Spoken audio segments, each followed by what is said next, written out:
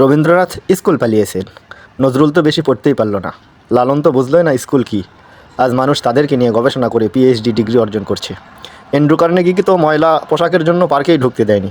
30 বছর পরে উনি সেই পার্কটি কিনে ফেলেন আর সাইনবোর্ড লাগিয়ে দেন সবার জন্য উন্মুক্ত। স্টিভ জব শুধুমাত্র একদিন ভালো খাবারের আশায় 7 মাইল দূরে পায়ে হেঁটে গির্জায় যেতেন। ভারতের সংবিধান প্রণেতা বাবা আম্বেদকর নিম্নবর্ণের হিন্দু ছিলেন বলে স্কুলের বারান্দায় বসে বসে ক্লাস করতেন, কোনো গাড়ি তাকে নিতেন না। মাইলের পর মাইল হেঁটে পরীক্ষা দিয়েছিলেন। বাংলাদেশ ব্যাংকের গভর্নর বাজার থেকে চাঁদা তুলে পড়ালেখা করেছেন। উনি সবার ঋণ শোধ করতে পারলেও সে ওই চাঁদার টাকা শোধ করতে কোনোদিন সাহস পাননি। সুন্দর চেহারার কথা ভাবছেন? কবি শেখ সাদির চেহারা যথেষ্ট কদাকার ছিল। লতা মঙ্গেশকরের চেহারা মোটেই সুশ্রী নয়।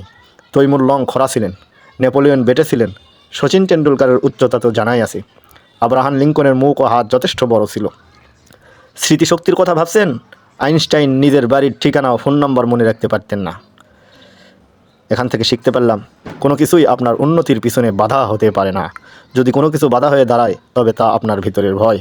ভয়কে দূরে রেখে জয় করা শিখুন, সাফল্য ধরা দিবেই।